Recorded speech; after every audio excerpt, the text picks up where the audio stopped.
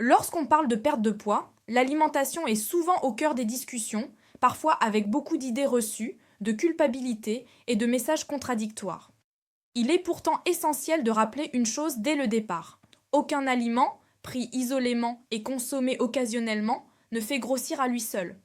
La prise de poids est toujours le résultat d'un ensemble de facteurs, incluant la fréquence de consommation, les quantités, le contexte alimentaire global, le niveau d'activité physique, le métabolisme individuel et même certains facteurs hormonaux ou génétiques.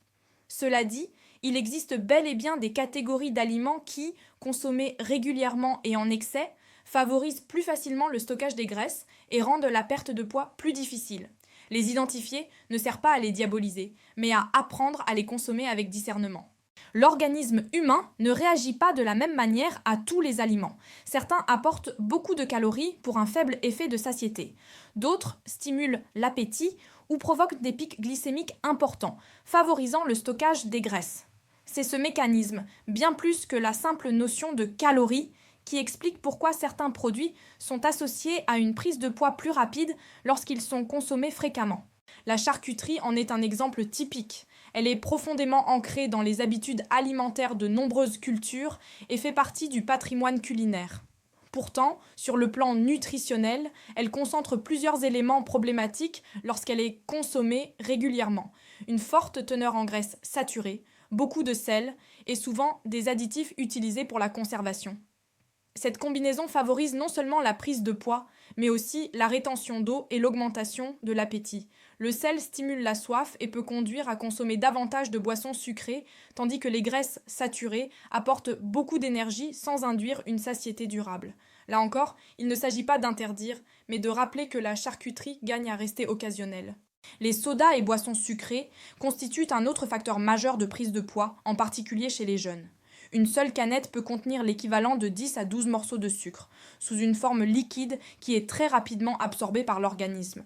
Le problème des calories liquides est qu'elles ne déclenchent quasiment aucun signal de satiété. Le corps reçoit une grande quantité de sucre, les muscles en utilisent une partie, mais l'excédent est rapidement transformé en graisse.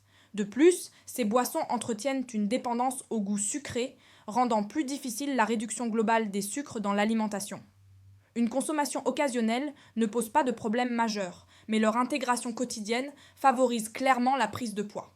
Les aliments frits, comme les frites, les chips, les nuggets ou certains beignets, sont également très impliqués dans les excès caloriques. Le mode de cuisson par friture entraîne une absorption importante d'huile, ce qui augmente considérablement la densité énergétique des aliments.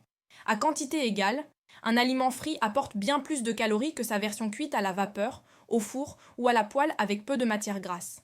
Ces produits sont souvent très appétants, croustillants, salés et incitent à manger au-delà de la faim réelle. À long terme, leur consommation régulière favorise le stockage des graisses et perturbe les signaux naturels de satiété. Les plats tout prêts, qu'ils soient surgelés ou réfrigérés, occupent une place de plus en plus importante dans l'alimentation moderne. Leur principal avantage est leur praticité, mais cet atout se paie souvent sur le plan nutritionnel. Ces préparations industrielles sont généralement riches en sel, en sucre caché et en matières grasses, même lorsqu'elles affichent des mentions comme bio ou équilibré. Elles sont conçues pour être savoureuses et se conserver longtemps, ce qui implique l'ajout d'ingrédients qui favorisent la surconsommation. De plus, leur texture et leur composition réduisent parfois la mastication, un élément clé de la satiété. Consommées fréquemment, elles contribuent à un excès calorique quasi invisible.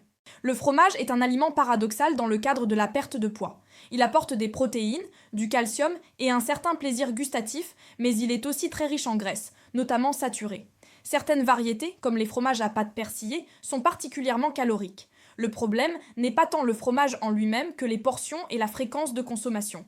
Un plateau de fromage consommé régulièrement en fin de repas peut rapidement faire grimper l'apport énergétique global. Pour les personnes sans problème de santé particulier, une consommation modérée reste compatible avec une alimentation équilibrée, mais l'excès complique nettement la perte de poids. Le pain mérite également une attention particulière, surtout lorsqu'il est issu de farine raffinée. Baguettes industrielles, pain de mie ultra transformé et produits similaires possèdent un indice glycémique élevé.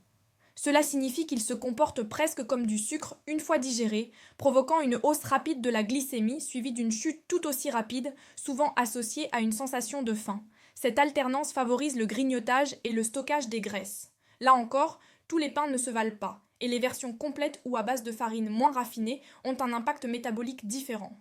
Les fruits secs sont souvent perçus comme des aliments très sains, et ils le sont sur le plan nutritionnel. Ils sont riches en vitamines, minéraux et bons acides gras. Toutefois, leur densité calorique est élevée. Une petite poignée apporte déjà une quantité significative d'énergie. Chez les sportifs, ils sont utiles pour fournir rapidement du carburant. En revanche, consommés sans modération dans un contexte de sédentarité, ils peuvent freiner une perte de poids. Le piège vient souvent de leur image saine, qui conduit à en manger bien plus que nécessaire. Les pâtisseries, biscuits et gâteaux représentent un autre écueil classique. Leur association de farine blanche raffinée et de sucre entraîne une élévation rapide de la glycémie, suivie d'une sensation de satiété très brève. Peu de temps après la consommation, la faim revient, parfois accompagnée d'une envie de sucre. Ce mécanisme favorise le grignotage et l'accumulation calorique sur la journée. Le plaisir qu'ils procurent est réel, mais leur consommation régulière complique fortement les objectifs de perte de poids. La mayonnaise, en apparence anodine, est en réalité l'un des condiments les plus caloriques. Composée essentiellement d'huile et d'œufs, elle concentre beaucoup d'énergie dans un petit volume. Le problème vient souvent des quantités utilisées, bien supérieures à ce que l'on imagine.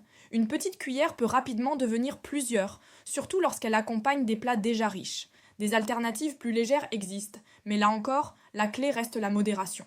Le tarama cumule plusieurs facteurs défavorables dans le cadre d'un régime. Il est riche en matières grasses et se consomme généralement avec des blinis, eux-mêmes riches en glucides raffinés. Son goût salé et légèrement sucré le rend très appétant, ce qui facilite une consommation excessive. Il s'agit typiquement d'un aliment festif à réserver à des occasions ponctuelles. La noix de coco, souvent associée à une image exotique et saine, mérite elle aussi une approche nuancée. Elle est riche en graisses saturées et très caloriques, notamment sous forme de copeaux sucrés ou de produits transformés. Consommée régulièrement en grande quantité, elle peut favoriser la prise de poids. En revanche, une utilisation occasionnelle et modérée peut s'intégrer dans une alimentation équilibrée. Enfin, le nougat illustre parfaitement la notion de plaisir sucré très concentré. Sa richesse en sucre, en miel et en fruits secs en fait un aliment extrêmement calorique. Consommé régulièrement, il contribue rapidement à un excès énergétique. Là encore, le problème n'est pas l'aliment en lui-même, mais sa fréquence et la difficulté à en limiter les portions. Ce panorama montre que les aliments associés à la prise de poids ont souvent des points communs. Une forte densité calorique, un faible pouvoir rassasiant et une grande appétence qui pousse à la surconsommation. Les éviter totalement n'est ni réaliste ni souhaitable pour la plupart des personnes. En revanche, apprendre à les consommer de façon occasionnelle, en pleine conscience, dans un cadre alimentaire globalement équilibré, est une stratégie bien plus efficace et durable. La perte de poids ne repose pas sur l'interdiction, mais sur la compréhension des mécanismes du corps et sur des choix éclairés. En réduisant progressivement la place de ces aliments dans l'alimentation quotidienne, tout en augmentant celle des produits plus rassasiants et nutritifs, il devient possible d'atteindre un équilibre sans frustration excessive. L'objectif n'est pas la perfection, mais la cohérence sur le long terme.